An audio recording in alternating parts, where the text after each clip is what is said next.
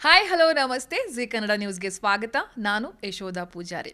ವೀಕ್ಷಕರೇ, ಪಾಸಿಟಿವ್ ಅಂತ ಹೇಳ್ತಲ್ಲೇ ಹತ್ತತ್ರ 100 ದಿನಕ್ಕೂ ಹೆಚ್ಚು ದಿನಗಳ ಕಾಲ ಹೆಂಗಿದ್ರು ಹಾಗೇ ಇದ್ದು ಕಾಮಾಗಿ ಎಲ್ಲವನ್ನು ಕೂಡ ಈಸಿಯಾಗಿ ತಗೊಂಡು ನಾನು ಹಿಂಗೆ ಇರೋದು ಗುರು, ನೀವು ಹೆಂಗೆ ಬೇಕಾದರೂ ಮಾತಾಡ್ಕೊಳ್ಳಿ ಅಂತ ಹೇಳಿ ಬಿಗ್ ಬಾಸ್ ಮನೇಲಿ ಇದ್ದಷ್ಟು ದಿನವೂ ಕೂಡ ನಮ್ಮನ್ನು ಅದ್ಭುತವಾಗಿ ರಂಜಿಸ್ತಾ ಇತ್ತೀಚೆಗೆ ಹೊರಗೆ ಬಂದಿರುವಂಥ ಗೌತಮಿ ಅವರು ನನ್ನ ಜೊತೆ ಇದ್ದಾರೆ. ಅವ್ರನ್ನ ಮಾತನಾಡಿಸ್ತಾ ಹೋಗ್ತೀನಿ. ನಮಸ್ತೆ ಗೌತಮಿ ಅವರು, ಹೇಗಿದ್ದೀರಾ? ಹಾಯ್, ನಾನಂತೂ ಸಿಕ್ಕಾಪಟ್ಟೆ ಚೆನ್ನಾಗಿದ್ದೀನಿ. ನೀವು ಹೇಗಿದ್ದೀರಾ? ನಾನು ಕೂಡ ಸೂಪರ್ ಆಗಿದ್ದೀನಿ. ಐ ಗೆಸ್ ಇದು ನಮ್ಮದು 2ನೇ ಇಂಟರ್ವ್ಯೂ. ಅವತ್ತು ಹೇಗೆ ನಾನು ನಿಮ್ಮನ್ನ ನೋಡೋದ್ನೋ ಇವತ್ತು ಕೂಡ ಅದೇ ಥರ ಫೀಲ್ ನಂಗೆ ಆಗ್ತಾ ಇದೆ. ಕಂಪ್ಲೀಟ್ ಏನು ಚೇಂಜಸ್ ಇಲ್ಲ ನಿಮ್ಮಲ್ಲಿ. ನನಗೆ ಗೊತ್ತಿತ್ತು ಇವ್ರು ಇರೋದೇ ಹೀಗೆ ಅನ್ನೋದು ನಾನು ಅರ್ಥ ಮಾಡ್ಕೊಂಡಿದ್ದೆ. ಯಾಕಂದರೆ ನಿಮ್ಮ ಮನೆಗೆ ಬಂದು ಒಂದಷ್ಟು ಹೊತ್ತುಗಳ ಕಾಲ ನಾನು ಟೈಮ್ ಸ್ಪೆಂಡ್ ಮಾಡಿದ್ದೆ. ಹೇಗಿತ್ತು ಬಿಗ್ ಬಾಸ್ ಜರ್ನಿ? ಆ್ಯಂಡ್ ಇವರು ಪಾಸಿಟಿವಿಟಿ ಅಂತ ಹೇಳ್ಕೊಂಡು ನೆಗೆಟಿವೇ ತುಂಬಿಕೊಂಡಿದ್ದಾರೆ ಅಂತ ಟ್ರೋಲ್ ಮಾಡ್ತಿದ್ದಂಥ ಜನರಿಗೆ ಏನು ಹೇಳೋದಕ್ಕೆ ಇಷ್ಟಪಡ್ತೀರಾ ಈ ಕ್ಷಣದಲ್ಲಿ ಅಂತ ಹೇಳಿ? ಒಂದು ಬಿಗ್ ಬಾಸ್ ಜರ್ನಿ ಹೇಗಿತ್ತು ಅಂತ ಕೇಳಿದ್ರಿ, ವಂಡರ್ಫುಲ್ ಆಗಿತ್ತು. ಇನ್ಫ್ಯಾಕ್ಟ್ ಬ್ಯೂಟಿಫುಲ್ ಆಗಿತ್ತು. ಇನ್ಫ್ಯಾಕ್ಟ್ ಪಾಸಿಟಿವ್ ಆಗಿತ್ತು. ನನಗೆ ಈ ಟ್ರೋಲ್ ಬಗ್ಗೆ ನೀವೇನಾದರೂ ಹೇಳಿದ್ರೆ ನಂಗೆ ಗೊತ್ತಾಗುತ್ತೆ. ಯಾಕಂದರೆ ನಾನು ಈಗಷ್ಟೇ ಬಂದಿರೋದ್ರಿಂದ ನಾನು ಯಾವುದನ್ನು ನೋಡಿಲ್ಲ. ಆ್ಯಂಡ್ ಪಾಸಿಟಿವ್ ಎಷ್ಟಿದೆಯೋ ಸ್ವಲ್ಪ ನೆಗೆಟಿವ್ ಇದೆ ಅನ್ನೋದ್ರ ಬಗ್ಗೆ ಗೊತ್ತಿದೆ ನನಗೆ. ಬಟ್ ನೀವೇನಾದರೂ ಹೇಳಿದ್ರೆ ಮಾತ್ರ ಗೊತ್ತಾಗುತ್ತೆ. ಸೊ ಇದೇನು ಹೇಳಿದ್ರಿ ಅಂದರೆ ಪಾಸಿಟಿವ್ ಅಂತ ಹೇಳ್ಕೊಂಡು ಬರೀ ನೆಗೆಟಿವ್ ತುಂಬಿಕೊಂಡಿದ್ದಾರೆ ಅನ್ನೋದ್ರ ವಿಚಾರವಾಗಿ ಗೊತ್ತಿಲ್ಲ. ಅದ್ರ ಬಗ್ಗೆ ಏನು ಹೇಳಬೇಕು. ಪಾಸಿಟಿವ್ ಅಂತ ನಾನು ಹೇಳ್ತಾ ಇದ್ದಿದ್ದು ಅದು ನನ್ನ ಒಳ್ಳೇದಕ್ಕೆ ಅಂತ. ಎಲ್ಲದರಲ್ಲೂ ಅದನ್ನು ಹುಡುಕೋತಿದ್ದೆ. ಬಿಕಾಸ್ ಆ ಮನೆ ಒಳಗಿರೋದು ಅಷ್ಟು ಕಷ್ಟ ಇಲ್ಲ. ನಾವೆಲ್ಲ ಕಾಂಪಿಟೇಟರ್ಸ್.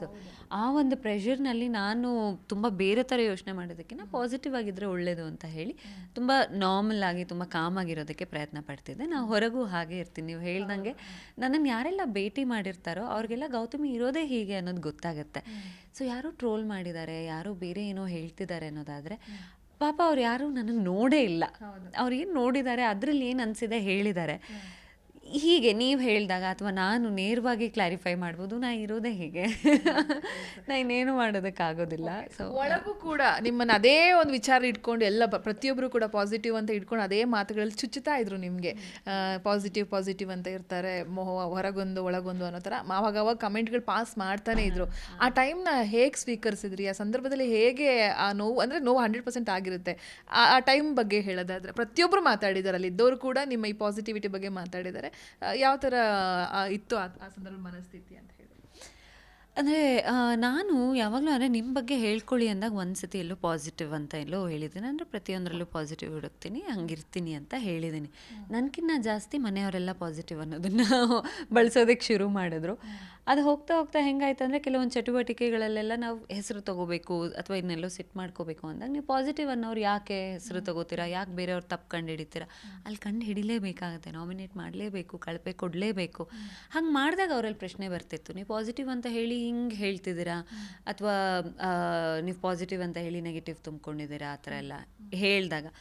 ಸೊ ನಾನು ಅಗೇನ್ ಐ ಥಿಂಕ್ ನನಗೆ ನೆನಪಿರೋ ಹಾಗೆ ಯಾರಾದರೂ ನನಗೇನೋ ಇಲ್ಲ ಪಾಸಿಟಿವ್ ಅಲ್ಲ ನೀವು ನೆಗೆಟಿವ್ ಅಂತೇನೋ ಹೇಳಿದಾಗ ಸ್ಮೈಲೇ ಮಾಡಿದ್ದೀನಿ ಅನಿಸುತ್ತೆ. In return most of the time smile ಮಾಡಿದ್ದೀನಿ. Because I know what I am. And ನನ್ನ ಜೊತೆ ಇರ್ತಾ ನಾನೇನು ಅನ್ನೋದು ಗೊತ್ತಾಗುತ್ತೆ. ಆ್ಯಂಡ್ ಲಾಸ್ಟಲ್ಲಿ ಹೆಂಗೆ ಅವರು ಎಲ್ಲರೂ ಹೇಳಿದ್ರು ಅನ್ನೋದಾದರೆ ಅದು ಆಟ ಆಗಿರೋದ್ರಿಂದ ಅವ್ರು ಇನ್ನೊಬ್ರು ತಪ್ಪು ಕಂಡು ಹಿಡಿದು ಹೇಳಲೇಬೇಕಾಗುತ್ತೆ ಅಂತ ಸಿಚುವೇಶನ್ ಬಂದೇ ಬರುತ್ತೆ. ಹೇಳಿದ್ದಾರೆ.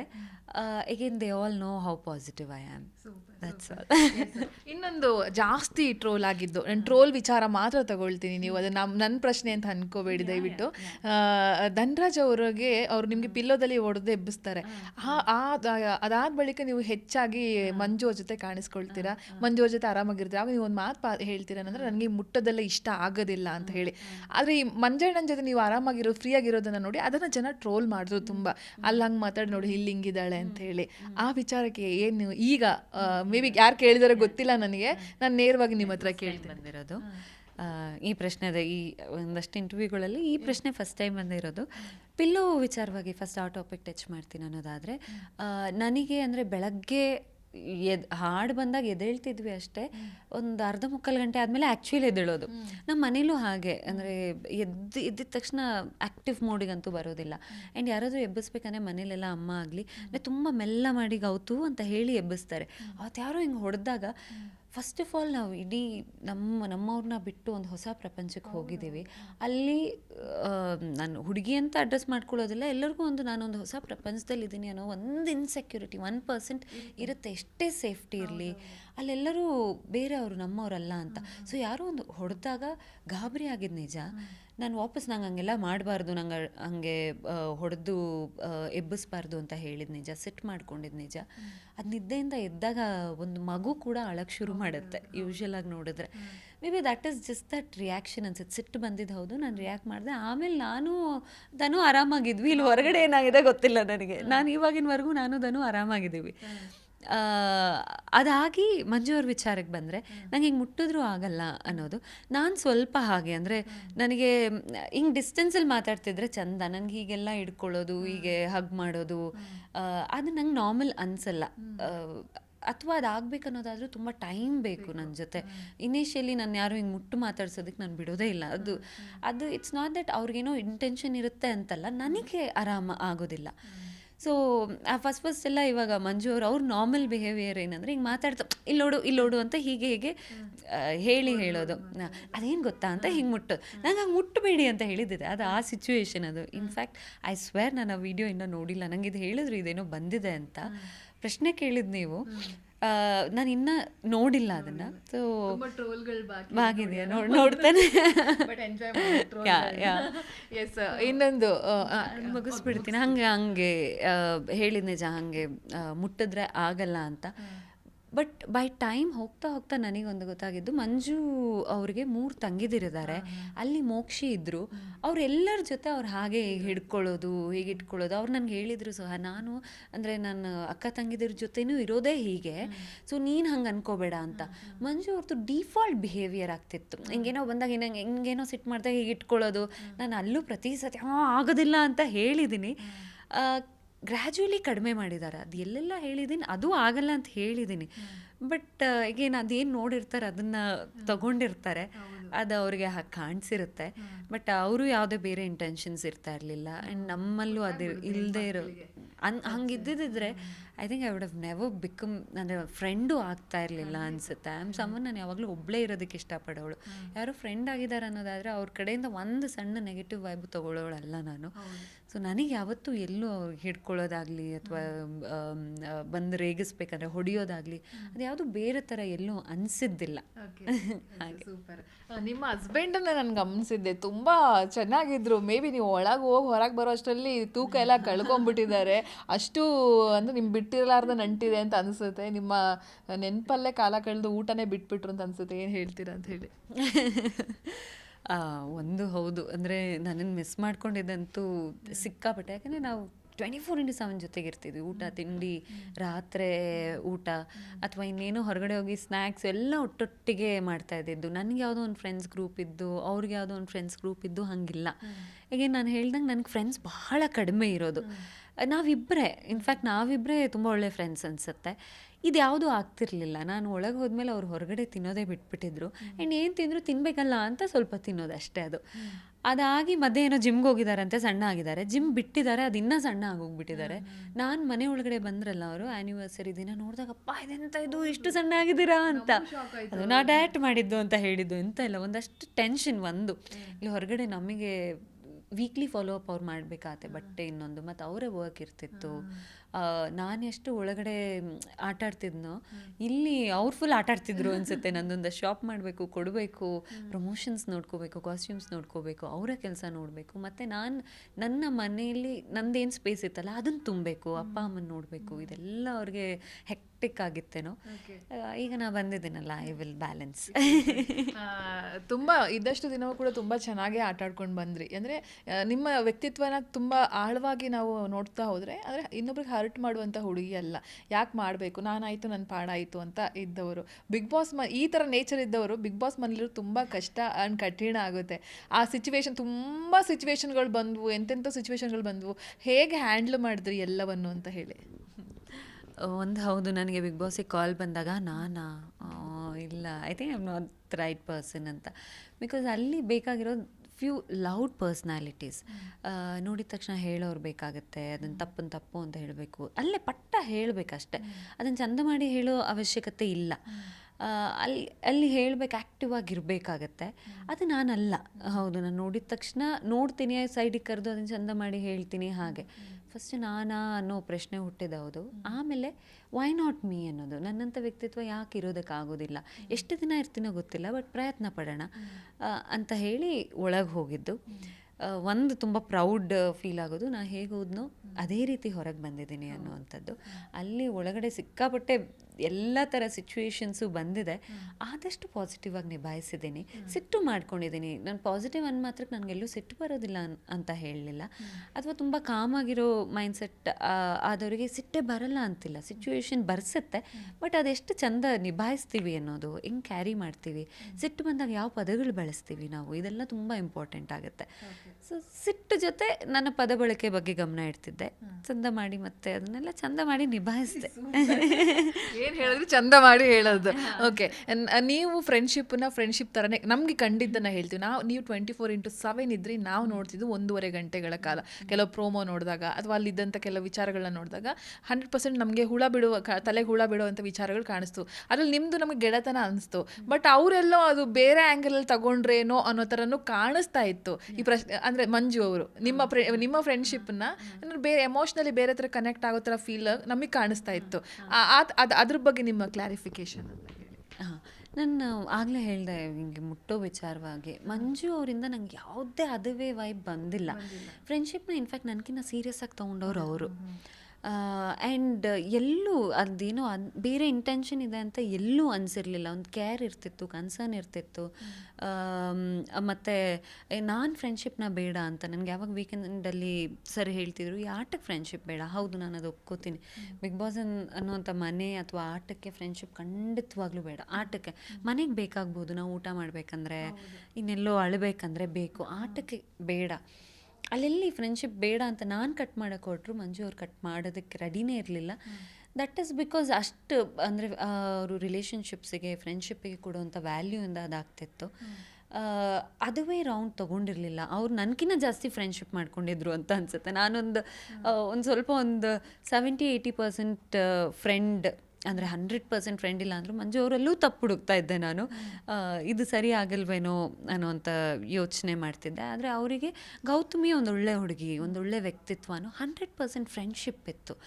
ಎಲ್ಲೂ ಒಂದಿನಾನು ನಂಗೆ ಅದುವೇ ಅನಿಸಿಲ್ಲ. ಅನಿಸಿದ್ರೆ ನನ್ನ ರಿಯಾಕ್ಷನ್ ಬೇರೆ ಇರ್ತಿತ್ತು, ಇಷ್ಟು ಚಂದ ಇರ್ತಾ ಇರಲಿಲ್ಲ ನಾನು. ಸೂಪರ್. ಯಾರ್ಯಾರು ಹೆಂಗೆ ಅಂತ ಕೇಳ್ತಾ ಹೋಗ್ತೀನಿ. ನಿಮಗೆ ಅವ್ರ ಜೊತೆ ಕಳೆದ ಟೈಮು ಒಂದಷ್ಟು ವಿಚಾರಗಳಿದ್ರೆ ಶೇರ್ ಮಾಡಬಹುದು. ಹನುಮಂತು ಬಗ್ಗೆ ನಿಮ್ಮ ಮಾತು. ಹನುಮು ಒಂದು ತುಂಬ ಒಳ್ಳೆ ವ್ಯಕ್ತಿತ್ವ.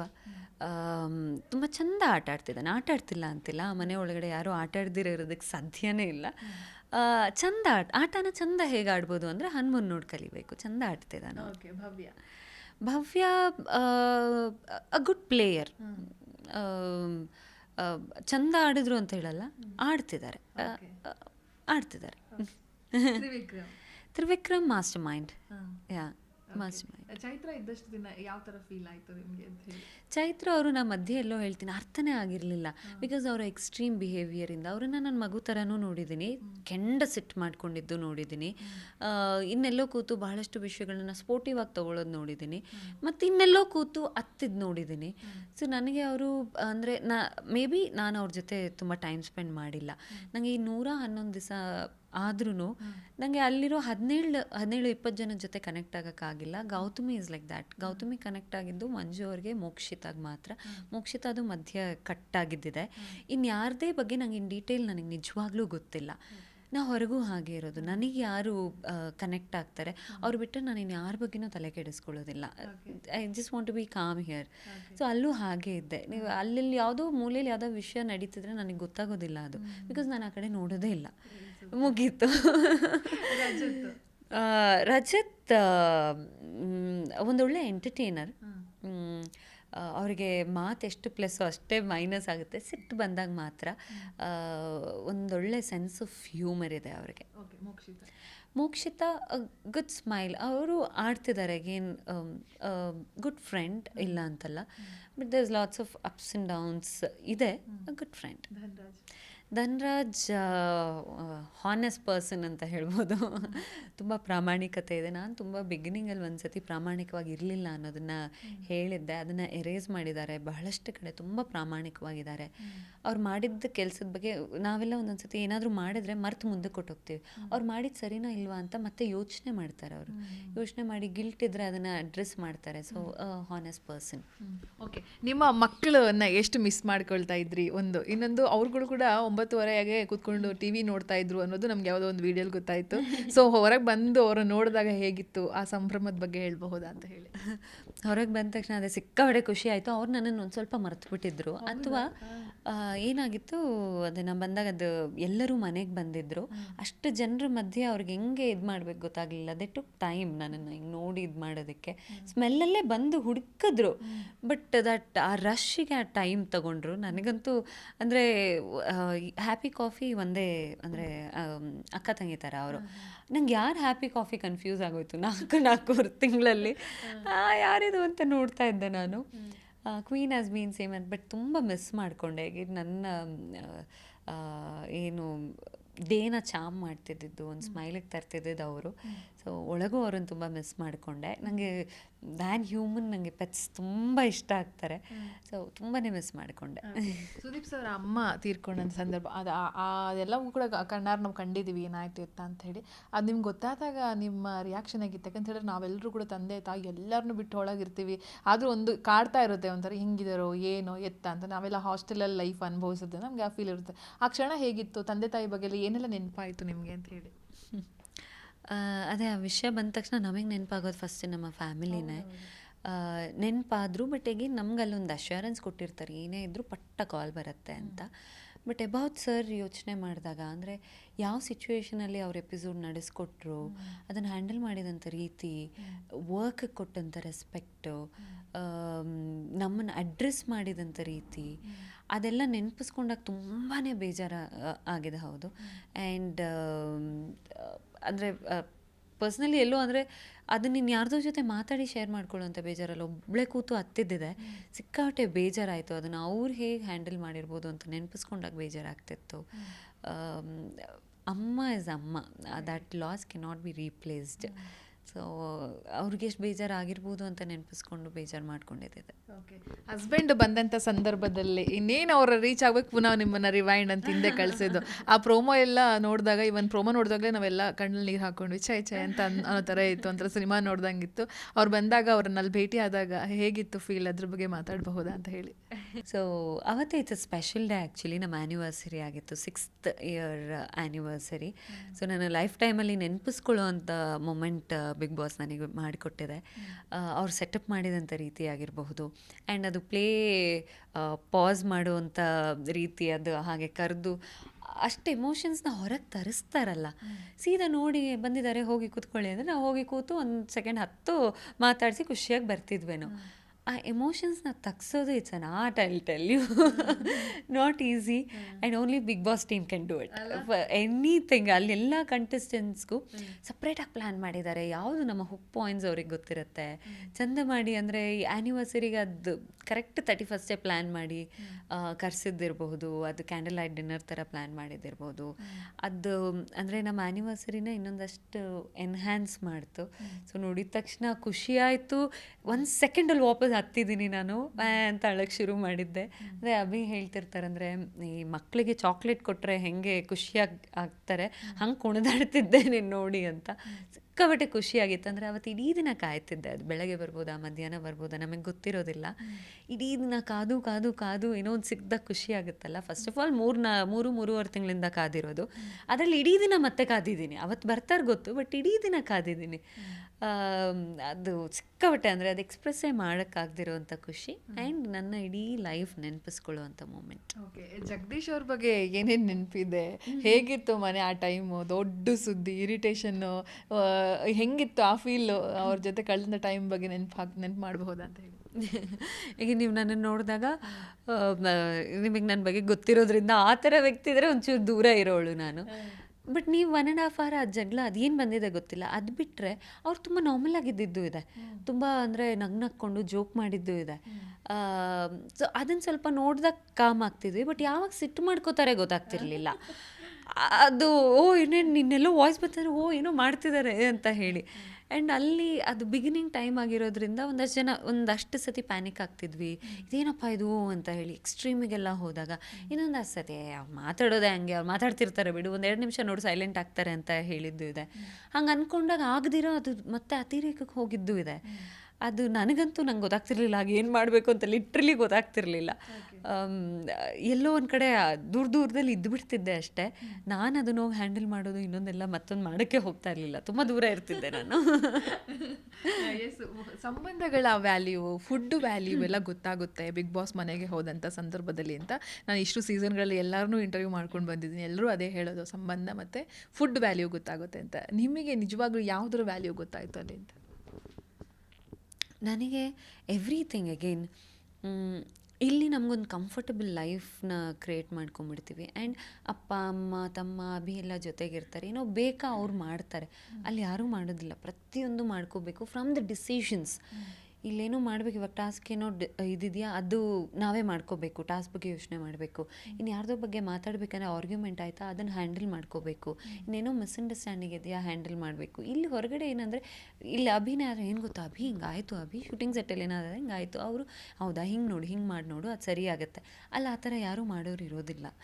So from the situations, food ನಾವೇ ಅಡುಗೆ ಮಾಡ್ಕೋಬೇಕು. ಅದು ಚೆನ್ನಾಗಿರಲಿ ಚೆನ್ನಾಗಿಲ್ದಿರ ಇರಲಿ ತಿನ್ನಬೇಕು. ಮನೇಲಿ ಅಮ್ಮನ ನೆನಪಾಗುತ್ತೆ. ಇಲ್ಲಿ ಅಮ್ಮ ಒಂಚೂರು ಹೆಚ್ಚು ಕಡಿಮೆ ಮಾಡೋದು, ಇದ್ಯಾಕೆ ಹೀಗೆ ಮಾಡಿದ್ಯಾ, ಅದು ಯಾಕೆ ಹಾಗೆ ಮಾಡಿದ್ಯಾ ಅಂತ ಪ್ರಶ್ನೆ ಮಾಡೋ ನಾವು. ಅಲ್ಲಿ ಹೋದಾಗ ಅವರೆಲ್ಲ ನೆನಪಾಗ್ತಾರೆ. ಕ್ಲೀನಿಂಗ್ ಇರ್ಬೋದು, ಅದೆಲ್ಲವೂ ಮತ್ತೆ ನಾವೇ ಮಾಡ್ಕೋಬೇಕು. ಆ್ಯಂಡ್ ಯಾರೋ ಒಬ್ಬರು ಬೈದಾಗ ಅಥವಾ ಯಾರೋ ಒಬ್ಬರು ನಮ್ಮ ಬಗ್ಗೆ ಏನೋ ಕಮೆಂಟ್ ಪಾಸ್ ಮಾಡಿದಾಗ, that is when will miss family more. ಯಾರು ಪ್ರೀತಿ ಕೊಡ್ತಾರೆ, ಯಾರು ನಮ್ಮನ್ನು ಸೆಕ್ಯೂರಾಗಿ ಇಟ್ಟಿರ್ತಾರೆ, ಅಲ್ಲಿ ಒಬ್ಬರೇ ನಿಂತಿದ್ದೀವಿ ಅನಿಸೋ ಕ್ಷಣಗಳು ತುಂಬ ಇರುತ್ತೆ. ಅಲ್ಲಿ ಒಬ್ಬರೇ ನಾವು 17 ಜನ 20 ಜನ ಇದ್ರೂ ಇಂಡಿವಿಜುವಲ್ ಆಗಿರ್ತೀವಿ. ಇಲ್ಲಿ ನನಗೆ ಅಂತ ಯಾರಿಲ್ಲ ಅನ್ನೋ ಮೂಮೆಂಟ್ ಕ್ರಿಯೇಟ್ ಮಾಡಿಕೊಡುತ್ತೆ. ಆಗೆಲ್ಲ ಫ್ಯಾಮಿಲಿನ ತುಂಬ ಮಿಸ್ ಮಾಡ್ಕೋತೀವಿ ನಾವು. ನಿಮ್ಮ ಪ್ರಕಾರ ಬಿಗ್ ಬಾಸ್, ಲಾಸ್ಟ್ ಸೀಸನಲ್ಲಿ ನಾವು ಜಡ್ಜ್ ಮಾಡ್ತಾ ಇದ್ವಿ, ಇವ್ರು ಗೆಲ್ಬಹುದೇನೋ, ಇವ್ರು ಗೆಲ್ಬಹುದು, ಬಟ್ ಈ ಸಲ ಸ್ವಲ್ಪ ಕಷ್ಟ ಅಂತ ಅನ್ನಿಸ್ತಾ ಇದೆ. ನಿಮ್ಮ ಪ್ರಕಾರ ಯಾರು ಗೆಲ್ಲಬಹುದು, ಯಾರು ಗೆಲ್ತಾರೆ, ಆ್ಯಂಡ್ ಯಾರು ಇವತ್ತಿನವರೆಗೂ ಫೇಕ್ ಅನಿಸ್ತಾರೆ ಅಂತ ಹೇಳಿ? ಒಂದು, ಆ ಮನೆಯಲ್ಲಿ ಫೇಕ್ ಆಗಿರೋದಕ್ಕೆ ಸಾಧ್ಯ ಇಲ್ಲ. ಇದ್ದರು ಅನ್ನೋದಾದರೂ ಅದು ಫೇಕ್ ಅಂತಲ್ಲ. ಫಸ್ಟು 3 ವೀಕ್ಸು ಅಂದರೆ ಅದೊಂದು ಕಾನ್ಷಿಯಸ್ನೆಸ್ ಇರುತ್ತೆ ಯಾರಿಗೇ ಆದ್ರೂ. ಕ್ಯಾಮ್ರಾ ಇದೆ, ಇನ್ನೆಲ್ಲ ಹೊಸ ವ್ಯಕ್ತಿತ್ವ, ಇದು ಮಾತಾಡೋದು ಬೇಡವಾ ಅಂತ. ನನಗೆ ಯಾರೂ ಫೇಕ್ ಅಂತ ಅನ್ನಿಸ್ಲಿಲ್ಲ ಆ ಮನೆಯಲ್ಲಿ. ಆ ಕಾನ್ಷಿಯಸ್ನೆಸ್ನ ಬ್ರೇಕ್ ಮಾಡ್ಕೊಳ್ಳೋದಕ್ಕೆ ಟೈಮ್ ತೊಗೊಂಡಿದ್ದಾರೆ ಒಂದಷ್ಟು ಜನ ಬೇರೆ ಬೇರೆ ರೀತಿಯಲ್ಲಿ. ಸೊ ಫೇಕ್ ಅನ್ನೋರು ಯಾರೂ ಇಲ್ಲ. ಇಷ್ಟು ದಿನ ಫೇಕ್ ಆಗಿರೋದಕ್ಕೆ ಸಾಧ್ಯನೇ ಇಲ್ಲ. ಅದು ಬಿಟ್ಟರೆ ಯಾರು ಗೆಲ್ಲಬೇಕು ಅನ್ನೋದಾದರೆ ಹನುಮು ಗೆಲ್ಲಬಹುದು ಆ್ಯಂಡ್ ಗೆಲ್ಲಬೇಕು ಸಹ. ವ್ಯಕ್ತಿತ್ವಗಳ ಆಟ ಆಗಿರೋದ್ರಿಂದ ಒಂದೊಳ್ಳೆ ವ್ಯಕ್ತಿತ್ವ ಗೆಲ್ಲಬೇಕು. ಸೊ ಹನುಮು ಒಂದೊಳ್ಳೆ ವ್ಯಕ್ತಿತ್ವ, ಒಂದೊಳ್ಳೆ ಮನಸ್ಸಿರುವಂಥ ಹುಡುಗ, ಅವ್ನು ಗೆಲ್ಲಬೇಕು. ನಿಮ್ಮ ಅಮ್ಮನನ್ನು ಅಬ್ಸರ್ವ್ ಮಾಡ್ತಾ ಇದ್ವಿ ನಾವು. ಅವರು ನೋಡಿದ್ರೆ ಇಷ್ಟು ದೊಡ್ಡ ಮಗಳಿಗೆ ಅವ್ರ ಅಮ್ಮನ ಅಂತ ಅನ್ಸಲ್ಲ, ಅಷ್ಟು ಚೆನ್ನಾಗಿದ್ದಾರೆ. ನಿಮ್ಮ ಅಮ್ಮನ ಬಗ್ಗೆ ಹೇಳೋದಾದರೆ?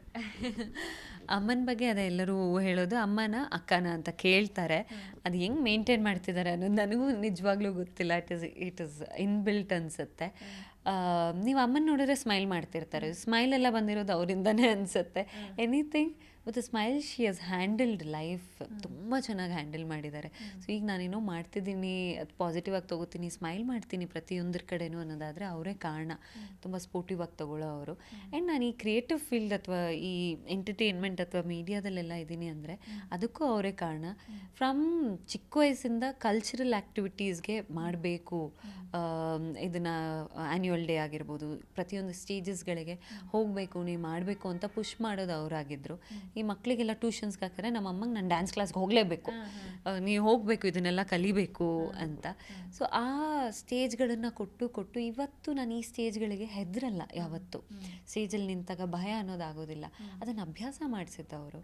ಸೊ ಅಲ್ಲಿಂದ ಶುರು ಆಗಿದ್ದು. ಅದೆಲ್ಲದಕ್ಕೂ ಅಮ್ಮನಿಗೆ ಥ್ಯಾಂಕ್ಸ್ ಹೇಳಬೇಕು. ಹಸ್ಬೆಂಡ್ ಕೂಡ ಇವಾಗ ನಿಮಗೆ ತಾಯಿ ಥರನೇ ಇದ್ದಾರೆ, ಅಂದರೆ ಒಳಗೆ ಬಂದಾಗಲಿ ಅಥವಾ ನಿಮ್ಮ ಜೊತೆ ಪ್ರತಿ ಹೆಜ್ಜೆಯಲ್ಲೂ ಕೂಡ ಅವ್ರು ಇದ್ದಾರೆ. ಸೊ ಅವರ ಪ್ರೀತಿಯ ಬಗ್ಗೆ ಹೇಳೋದಾದರೆ, ಆ್ಯಂಡ್ ನೀವಿಬ್ಬರು ಮನೇಲಿ ಈಗ ಗಂಡ ಹೆಂಡತಿ ಅಂದರೆ ಸಣ್ಣ ಸಣ್ಣ ಕಿರಿಕಿಳೆಲ್ಲ ಆಗ್ತಾ ಇರುತ್ತೆ. ಗಂಡ ಹೆಂಡತಿ ಜಗಳ ಆಡೋದ ಮನೆ ಎಲ್ಲೂ ಇಲ್ಲ, ಹುಡ್ಕೊಂಡು ಬಂದರೂ ಸಿಗಲ್ಲ ಮೇ ಬಿ. ನಿಮ್ಮಲ್ಲಿ ಕಿರಿಕ್ ಅಂತಾದರೆ ಯಾವುದಕ್ಕೆ ಹೆಚ್ಚಾಗಿ ಕಿರಿಕ್ ಆಗುತ್ತೆ ಇಬ್ಬರಿಗೆ? ಅಭಿ ನನಗೆ ಗಂಡ ಸಿಕ್ಕಿರೋರು ಅಮ್ಮನ ಥರನೇ ಸಿಕ್ಕಿದ್ದಾರೆ. ಅಮ್ಮನೂ ಹಾಗೆ ಇದ್ರು, ಎಲ್ಲೂ ನಾನು ಒಬ್ಬಳೆ ಎಲ್ಲ ಓಡಾಡಬಾರ್ದು, ಹಿಂಗೆ ಸೆಕ್ಯೂರ್ಡ್ ಆಗಿ ಇರಬೇಕು ಅಂತ. ಗಂಡನೂ ಹಾಗೆ ಸಿಕ್ಕಿರೋದು. ಅಮ್ಮನಷ್ಟೇ, ಅಮ್ಮನಕಿನ್ನ ಹೆಚ್ಚು ಜಾಸ್ತಿ ಮಾಡ್ತಾರೆ ಇವರು. ಸ್ವಲ್ಪ ಕೇರ್ ಮಾಡೋದು, ಪ್ರೀತಿ ಮಾಡೋದಿಲ್ಲ, ಇನ್ಫ್ಯಾಕ್ಟ್ ಜಾಸ್ತಿನೇ.